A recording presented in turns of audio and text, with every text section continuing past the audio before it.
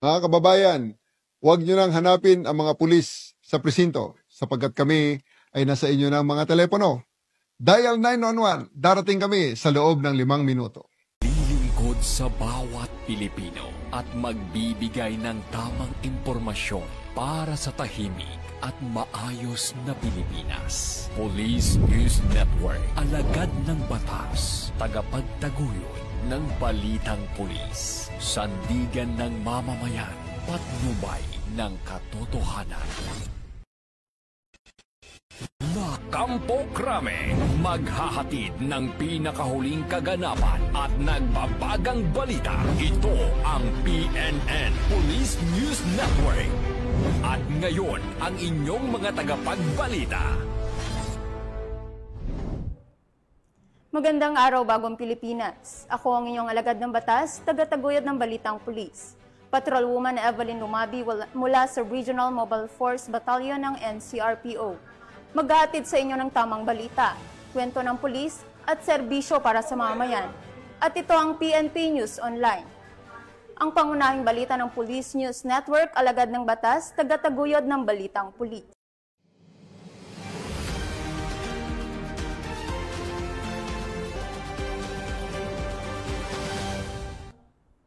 Narito ang mga balitang dapat niyong abangan.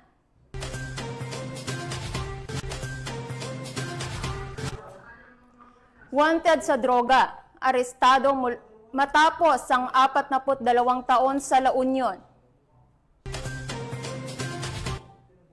Miyembro ng Communist Terrorist Group, voluntaryong nagbalik loob sa pamahalaan. At negosyante sa Panabo City, inaresto sa paglabag sa Special Protection of Children Against Abuse, Exploitation and Discrimination Act.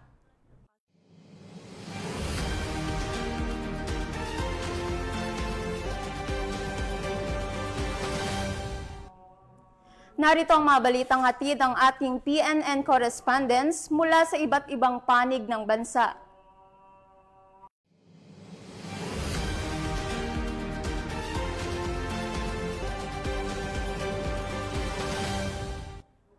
Simulan natin ang balita mula sa bahagi ng Luzon.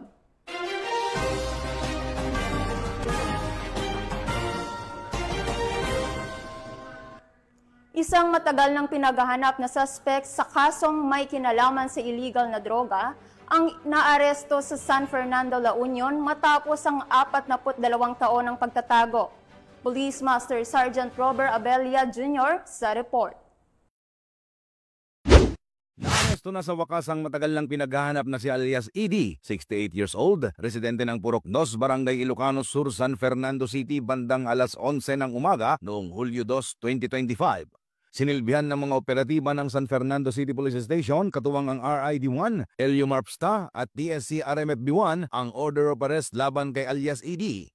Ang warrant ay may kaugnayan sa kasong paglabag sa Section 8, Article 2 ng RA 6425, Dangerous Drugs Act of 1972 as amended, na inisyo noon pang October 10, 1983 ni Honorable Inocencio D. Malyaman ng RTC Branch 29 San Fernando City. Walang inirekomendang piyansa para sa naturang kaso. Ang matagumpay na operasyon ay patunay na walang makakatakas sa kamay ng batas gaano man katagal.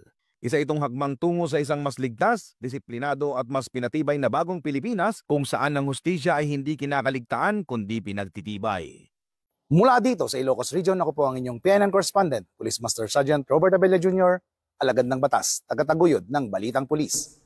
Maraming salamat, Police Master Sergeant Abella. Naaresto ang 41 anyos na lalaki sa ikinasang buy-bust operation sa Valenzuela City kung saan nakumpiska ang mahigit 70 gramo ng hinihinalang shabu. Nakibalita dyan si Patrolwoman Lazel Ann Esperanza. Isang matagumpay na drug bypass operation ang isinagawa ng mga operatiba ng Station Drug Enforcement Unit ng Valenzuela City Police Station sa Barangay Karuhatan, Valenzuela City. Naaresto sa naturang operasyon ang isang 41 anyos na lalaki na kinilalang si alias James, isang high-value individual. Nasamsam mula sa kanya ang 72 grams ng hinihinalang shabu na may standard drug price na 489,600 pesos. Ang mga nakumpiskang ebidensya ay agad na isinailalim sa pagsusuri ng forensic group sa Camp Crame, Quezon City. Matapos ang pagkakaaresto, dinala ang suspect sa Valenzuela City Medical Center para sa kaukulang medical na pagsusuri. Sa kasalukuyan, siya ay nasa kustudiya ng Valenzuela City Police Station para sa masusing investigasyon at tamang disposisyon. Naharap siya sa kasong paglabag sa Section 5 at Section 11 ng Article 2 ng Republic Act 9165 o ang Comprehensive Dangerous Drugs Act of 2002. Mula rito sa Northern Police District, ako po ang inyong PNN correspondent, Patrolwoman Blaiselan Esperanza, alagad ng batas, tagataguyod ng Balitang Pulis. Maraming salamat, Patrolwoman Esperanza. Mula sa kabundukan ng Pakikibaka, ngayon muling yumakap sa liwanag ng pag-asa. Isang miyembro ng Communist Terrorist Group ang voluntaryong nagbalik loob sa pamahalaan ng Tabuk Kalinga bilang hakbang sa tungo sa panibagong buhay na malayo sa karahasan. Police Staff Sergeant Juderic Tasing sa balita. Yung sumuko isang miyembro ng CTG sa mga otoridad sa Barangay Dupag, Tabuk City, Kalinga nito lamang ika-2 ng Hulyo taong kasalukuyan. Kinilala ang nagbalik loob bilang isang 62 taong gulang, magsasaka, residente ng Tabuk City, Kalinga at dating miyembro ng Tumyugan Unity Progress in Action Community o TUPAC, isang organisasyon ng mga magsasaka sa ilalim ng umbrella ng Timpuyog Dagiti Manalon iti Kalinga na isang sektor ng mga magsasaka na nakaugnay sa Cordillera People's Alliance. Ayon sa ulat, sumuko ang nasabing lalaki na may armas, isang caliber 38 Magnum revolver na walang serial number at ammunition. Ang pagsuko ay nakamit sa pamamagitan ng patuloy at pinalakas na pagsisikap ng gobyerno sa mga aktibong suporta ng kanyang malapit na pamilya. Hindi ipinakita ng nasabing sumuko ang kanyang taus-pusong pagsuporta sa mga programa ng gobyerno, partikular na sa Executive Order 70. Ang paksa ngayon ay nasa kustudiya ng RIU 14 para sa karagdagang pagsisiyasat, abang ang sinukong baril ay binigay sa PFU Kalinga para sa firearm identification at ballistic examination. Patuloy naman ang panawagan ng pambansang pulisya sa mga natitirang miyembro ng teroristang grupo para magbalik loob sa gobyerno upang tuluyang mamuhay ng mapayapa kasama ang kanilang mga pamilya. Mula dito sa rehiyon ng Cordillera, ako ang inyong PNN correspondent, Police Staff Sergeant Juderic Tasing, alagad ng batas, tagataguyod ng Balitang Pulis. Maraming salamat, Police Staff Sergeant Tasing. Timbog ang dalawang hinihinalang tulak ng illegal na droga sa isang buy-bus operation na ikinasa ng mga otoridad sa Malabon City. Tunghayan ang detalye ng report mula kay Patrolwoman Ivy Corporal. Arestado ang dalawang lalaki sa ikinasang buy-bus operation ng Northern Police District Drug Enforcement Unit sa Barangay Potreros sa Malabon City. Kinilala ang mga sospek na sina alias Bebot, 42 anyos, mula sa Caloocan at alias Dennis, 35 anyos, mula Valenzuela na kapwa construction worker at street-level individual. Nakumpiska sa kanila ng pulisyan ng NPD ang tinatayang 15 gramo ng hinihinalang shabu na nagkakahalaga ng 102,000 pesos. Na-recover din ang iba pang ginamit sa illegal na aktibidad.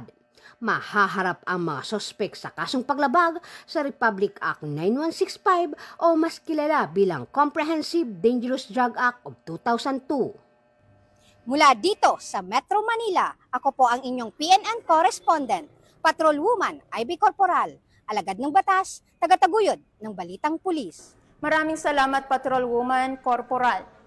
Sa puso ng puting buhangin, Boac, Marinduque, inilunsad ang isang proyektong sumasalamin sa tunay na diwa ng pagkakaisa at malasakit, ang District Legacy Project Bayanihang May Puso. Pinangunahan ito ng Rotary Club of Marinduque North, katuwang ang Kapulisan ng Marinduque at iba pang ahensyang pampamahalaan bilang bahagi ng layuning maabot at mapagsilbihan ang mga komunidad na nangangailangan. Yan ang balitang hatid ni Patrolwoman Ferlyn Joy Kawile. Tagumpay na inilunsad ang District Kick-Off Activity na tinawag na District Legacy Project Bayanihang May Puso na nakapokus sa pagpapatatag ng komunidad ng Puting Buhangin, Boac, Marinduque na sinimulan nito lamang ika-2 ng Hulyo taong kasalukuyan. na isakatuparan ang programa sa pangunguna ng The Rotary Club of Marinduque North sa ilalim ng marubdob na pamumuno ng hardworking president si Sheila Mapakpak Wilhelm. Ang kaganapang ito ay hindi magiging posible kung wala ang napakahalagang suporta at presensya ng Marinduque Police Provincial Office, Buak Municipal Police Station at Philippine Coast Guard. Tumanggap ng mahalagang gamit sa paaralang mga benepisyaryo bilang bahagi ng pangako sa basic education at literacy. Ang pagbibigay kapangyarihan sa susunod na henerasyon ay ang sentro ng puso ng programa. Ang pagtutulungan ng bawat ahensya ay tunay na sumasailalim sa diwa ng bayanihan upang maghatid ng tulong at serbisyo sa mga nangangailangang miyembro ng komunidad. Mula dito sa Calapan City, Oriental Mindoro, ako ang iyong PNN correspondent, Patrolwoman Ferlyn Joy Kawile, alagad ng batas, tagataguyod ng Balitang Pulis. Maraming salamat, Patrolwoman Kawile. Tunghayan naman natin ang mga balita mula sa Visayas.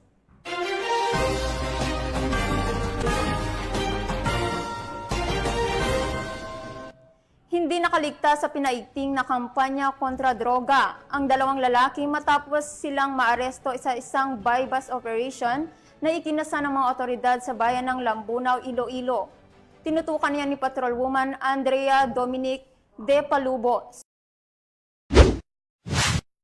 Sa ilalim ng direktang pamumuno ni Police Captain Jose Winston Biadog, Officer in Charge ng Lambunaw Municipal Police Station, matagumpay na naaresto ang dalawang drug personalities sa isinagawang drug bypass operation sa Barangay Kaninguan, Lambunaw, Iloilo nito lamang ika-3 ng Hulyo taong kasalukuyan. Ang mga naarestong individual ay kinilala na sina alias Ronel, 32 taong gulang, may asawa at residente ng poblasyon Ilaya, Lambunaw, Iloilo, at alias James, 24 na taong gulang, binata at residente ng Barangay Walang, Lambunaw, Iloilo. Ang matagumpay na operasyon ay pinangunahan ng Lambunaw Municipal Police Station katuwang ang Iloilo Police Provincial Office Police Drug Enforcement Unit. Na-recover mula sa mga sospek ang humigit kumulang 18 gramo ng hinihinalang shabu na may halagang tinatayang 122,400 piso. Dagdag pa rito, nakuha sa pag-iingat ng mga sospek ang 5 plastic sachet ng hinihinalang shabu kasama ang bypass item, 3,000 pisong mark money, 2 cellphone, Rusco multicab at iba pang non-drug items. Agad na ipinaalam sa mga sospek ang kanilang mga karapatan alinsunod sa Miranda Doctrine at Anti-Torture Act at isinailalim sila sa medikal na pagsusuri bago i-detain para sa kaukulang dokumentasyon at haharap sa kasong paglabag sa RA 9165 o ang Comprehensive Dangerous Drugs Act of 2002. Ang operasyong ito ay patunay na masigasig at makabuluhang kampanya ng Lambunaw PNP laban sa ilegal na droga bilang suporta sa layunin ng buong Philippine National Police na panatilihin ang kapayapaan at kaayusan sa komunidad. Mula dito sa Western Visayas, ako ang inyong Police News Network Correspondent, Patrolwoman Andrea Dominic De Palobos, alagad na batas, tagataguyod na Balitang Pulis. Maraming salamat, Patrolwoman De Palubos. Kalaboso ang inabot ng isang lalaki sa Lapu-Lapu City, Cebu matapos mahulihan ng hindi lisensyadong baril sa bisa ng search warrant na ipinatupad ng mga otoridad. Nakatutok dyan si Patrolwoman Judith Nicanor.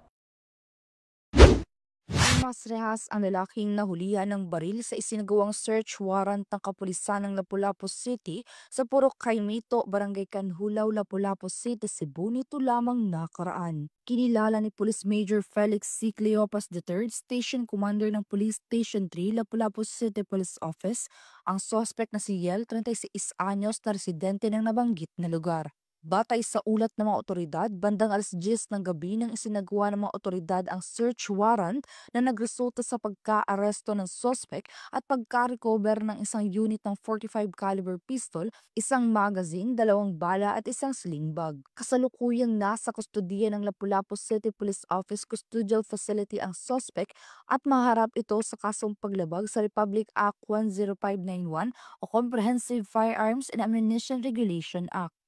Nais ko pong ipabatid sa publiko na seryoso po naming tinututukan ang mga kaso ng alarm and scandal.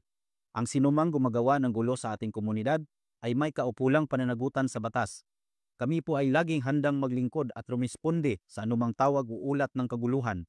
at regular kaming nagsasagawa ng mga patrolya upang mapanatili ang katahimikan at seguridad ng ating lugar. Inasahan po namin ang lahat na makiisa, iwasan ang anumang uri ng kaguluhan at igalang ang kapakanan ng kapwa. Maraming salamat po. Magsama-sama tayo para sa isang payapa at maayos na komunidad. Patunay lamang na patuloy ang pagsuporta ng Lapu-Lapu City PNP sa kasalukuyang administrasyon na labanan ng lahat ng uri ng kriminalidad tungo sa mas mapayapang bagong Pilipinas. Mula dito sa Central Visayas, ako yung Police News Network Correspondent Patrolwoman Judith Nicanor, lagad ng batas, tagataguyod ng Balitang Pulis. Maraming salamat Patrolwoman Nicanor. Narito naman ang mga balita mula sa bahagi ng Mindanao.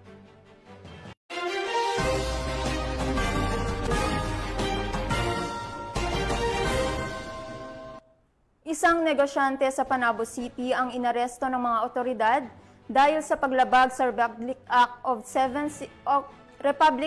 7610 o ang Special Protection of Children Against Abuse, Exploitation and Discrimination Act. Ang report mula kay Patrolwoman Berna May Lapul. Ng mga otoridad ang isang 40 anyos na negosyante na si alias Muner dahil sa kasong paglabag sa Republic Act 7610 o ang Special Protections of Children Against Abuse, Exploitation and Discrimination Act nitong Hulyo 2 taong kasalukuyan ng umaga sa Barangay GP Laurel, Panabo City. Ang operasyon ay sinagawa ng mga tauhan mula sa Regional Special Operation Group, Regional Police Drug Enforcement Unit 11 sa pangunguna ni Police Captain Mark Jason Christopher Oculaste, katuwang ang mga tauhan ng Panabo City Police Station. Ayon pa kay Police Major Minard D. Pascual, hepe ng RSUG RPDU 11, ang pagkakaaresto ay batay sa warrant of arrest na may inirekomendang piyansa na 80,000 pesos. Kasalukuyang nasa ilalim ng protective custody ng Panabo City Police Station ang suspect habang isinasagawa ang kaukulang proseso para sa kanyang kaso. Patuloy na nananawagan ang mga otoridad sa publiko na makipagtulungan sa kampanya kontra child abuse at isumbong ang mga kahalintulad na kaso upang matiyak ang kaligtasan ng mga kabataan sa komunidad. Mula dito sa Police Regional Office 11, ako ang iyong PNN Correspondent, Patrolwoman Berna May Lapus, alagad ng batas, tagataguyod ng Balitang Pulis. Maraming salamat Patrolwoman Lapus. Bilang bahagi ng patuloy na pagsisikap na isulong ang maayos na kalusugan at kapakanan ng mga tauhan ng pulisya at kanilang pamilya, isinagawa ang Philippine Package of Essential Non-Communicable Disease Risk Assessment sa Sultan Kudarat. Magbabalita dyan si Patrolwoman Vina Morales. Sa patuloy na pagsisikap na isulong ang maayos na kalusugan ng mga tauhan ng pulisya at kanilang mga pamilya, isinagawa ang Philippine Package of Essential Non-Communicable Disease Risk Assessment sa Magilas Hall Camp Colonel Amando M. Dumlao Sr., Isulan, Sultan Kudarat, nito lamang Hulyo taong kasalukuyan. Ang kaganapan ay ginanap sa ilalim ng Project ILAW, Support our PNP and its Dependents, plus Community Program ni Police Colonel Bernard L. Lau, Provincial Director ng Sultan Kudarat Police Provincial Office. Ito ay nilahukan ng mga tauhan mula sa Isulan Municipal Police Station at Provincial Headquarters. Ang matagumpay na pagsasagawa ng kaganapang ito ay naging posible sa pamamagitan ng magkasanib na pagsisikap ng Sultan Kudarat Provincial Department of Health, Rural Health Unit ng Isulan at ng Sultan Kudarat Provincial Medical and Dental Team sa pangunguna ni Police Captain Odessa Estrella G. de Guzman. Nag-aalok ang programa ng mga libreng serbisyong medikal, kabilang ang medikal na konsultasyon, pangkalahatang check-up, blood pressure monitoring, fasting blood sugar testing, at isang talakayang pangkalusugan na naglalayong pataasin ang kamalayan at pag-iwas sa mga hindi nakakahawang sakit. Layunin ng programang ito na maagang maagapan ng mga sakit, mapanatiling malusog at handa upang mas mapabuti ang pagbibigay ng serbisyo at mas may kakayahang maglingkod at magprotekta sa komunidad. Mula dito sa Rehiyon 12, ako ang inyong PNN Correspondent, Patrolwoman Vina Morales, alagad ng batas, tagataguyod ng Balitang Pulis. Maraming salamat, Patrolwoman Morales. Kasama ang mensahe ng suporta, paggabay at pagpapalakas ng hanay, isinagawa ni Police Brigadier General Jason de Guzman, Regional Director ng Police Regional Office, Bangsamoro Autonomous Region, ang kanyang command visit sa Cotabato City Police Office. Patrolwoman Leonora Gawang, ibalita mo. Mainit na sinalubong ng mga kapulisan ng Cotabato City Police Office sa pangunguna ni City Director Police Colonel Giben Bongkayaw, si Police Brigadier General Jason C. de Guzman, Regional Director ng Police Regional Office Bangsamoro Autonomous Region, sa kanyang kauna-unahang opisyal na command visit nito lamang ika-2 ng Hulyo taong kasalukuyan. Bahagi ng kanyang pagbisita ang pakikipag-usap sa mga kapulisan ng Cotabato City Police Office upang pasiglahin ang kanilang moral at pagtibayin ang kanilang mahalagang papel sa pagpapanatili ng kaayusan at kaligtasan ng komunidad. Pinangunahan rin ni Police Brigadier General de Guzman ang isang command conference na tumalakay sa mga operational briefings, tagumpay at mga kasalukuyang inisyatibo ng Cotabato City Police Office. Sa kanyang mensahe, binigyang diin ni Police Brigadier General de Guzman na ang proactive policing na nakatuon sa malalim na pangunawa sa natatanging katangian ng bawat komunidad ay susi sa epektibong pagpapatupad ng batas at sa pagpapanatili ng tiwala ng publiko. Pinasalamatan ni Police Brigadier General de Guzman ang kapulisan ng Cotabato City Police Office para sa kanilang masigasig na pagtupad sa kanilang mandato at hinikayat silang ipagpatuloy ang kanilang serbisyo na may dangal, katapatan at malasakit sa ilalim ng temang sa bagong Pilipinas, ang gusto ng pulis, ligtas ka. Mula rito sa rehiyon ng Bangsamoro, ako ang inyong Police News Network Correspondent, Patrolwoman Leonora Gawang, alagad ng batas, tagataguyod ng balitang pulis. Maraming salamat, Patrolwoman Gawang. At yan ang mga balitang nakalap ng ating PNN correspondents mula Luzon, Visayas at Mindanao. Sa ngalan ng pamunuan ng Philippine National Police, sa pangunguna ni PNP Chief Police General Nicolas Torre III at sa pamumuno ni President Ferdinand Bongbong Marcos Jr., kami ay maglilingkod sa bawat Pilipino at magbibigay ng tama at balanseng balita. At huwag nyo nang hanapin ang mga pulis sa mga presinto sapagkat kami ay nasa inyo ng mga telepono. Dial 911, darating kami sa loob ng 5 minuto. Dahil sa bagong Pilipinas, ang gusto ng pulis, ligtas ka. Mula rito sa tanggapan ng tagapag-ugnay ng pambansang pulisya, ako ang inyong alagad ng batas, tagadaguyod ng balitang pulis. Patrolwoman Evelyn Lumabi mula sa Regional Mobile Force Battalion ng NCRPO. Maghahatid ng tamang balita, kwento ng pulis at serbisyo para sa mamamayan. At ito ang PNP News Online, ang pangunahing balita ng Police News Network.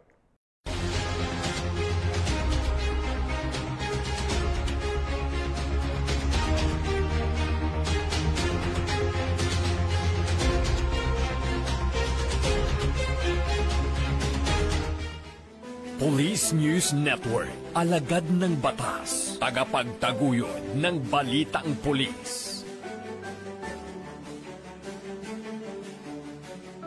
Mga kababayan, huwag nyo nang hanapin ang mga pulis sa presinto sapagkat kami ay nasa inyo ng mga telepono. Dial 911, darating kami sa loob ng 5 minuto.